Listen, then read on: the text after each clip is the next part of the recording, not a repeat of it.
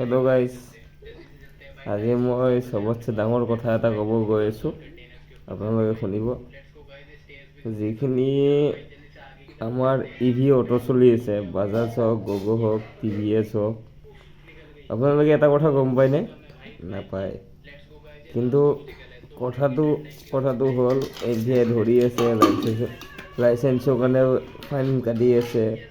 বাট আমাক কি দিছিলে ডিলাৰৰ পৰা, যে অল ইণ্ডিয়া পাৰ্মিট, যাৰ পুলিচ ভেৰিফিকেশ্যন আছে বা MVI লাইচেন্সখন আছে, তেতিয়াহ'লে MVI একো কৰিব নোৱাৰে। আপোনালোকে ভাল পাব MVI। কিন্তু আপোনালোকৰ চবতছে ডাঙৰ খবৰটো হ'ল যে লাইচেন্সখন ক্লিয়াৰ ৰাখক, আপোনালোকৰ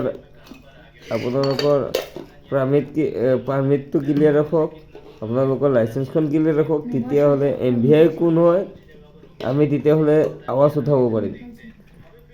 অফক'ৰ্ছ গুৱাহাটী মেট্ৰ' চিটিত আমি যদি ইভি অটো চলাব নোৱাৰোঁ, তেতিয়াহ'লে ডিলাৰে একদিনত ধৰক 10খন 12খনকৈ গাড়ী এতিয়াও মানে বিক্ৰী কৰি আছে।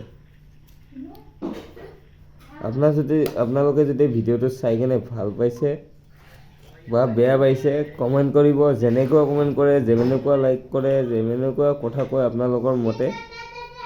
জাষ্ট এটাই কথা ক'ব বিচাৰোঁ যে আমাৰ ই ৰিক্সা চলিব গুৱাহাটী মেট্ৰ' চিটিত।